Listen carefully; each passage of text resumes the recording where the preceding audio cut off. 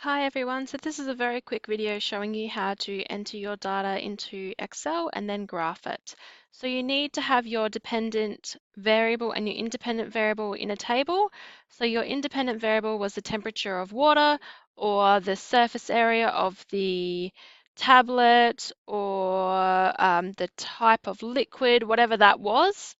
And then you have all the different values down here. Now, depending on the type of data, you will either produce one or two different types of graphs. If it's numerical data, so you've got your temperature differences and then your time, which was in seconds, you just click and then select Shift on your keyboard and then click over here to highlight everything. And then you go into Insert and you click Scatter Plot. And we want to click this one here. Now, at the moment, we don't have any axes on our graph, so we want to click Add Element Chart, and we want to click Axis Titles, and we want to click Primary Horizontal and Primary Vertical.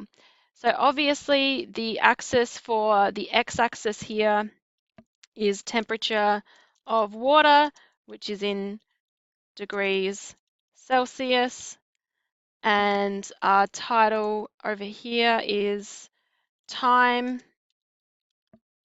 which is in seconds.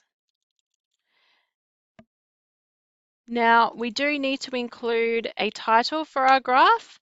So an appropriate title would be the effect of varying temperature on aspirin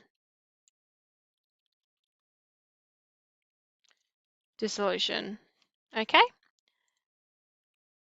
and then you click on that and then click Control C or right click copy, and then you can paste it directly into Google, your Google Doc.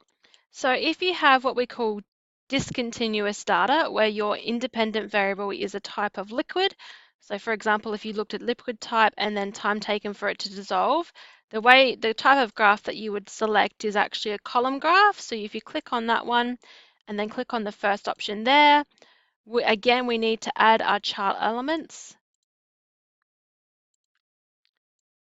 And then obviously we need to include an appropriate title and then label our axes. And then you can copy and paste that into your Google Doc.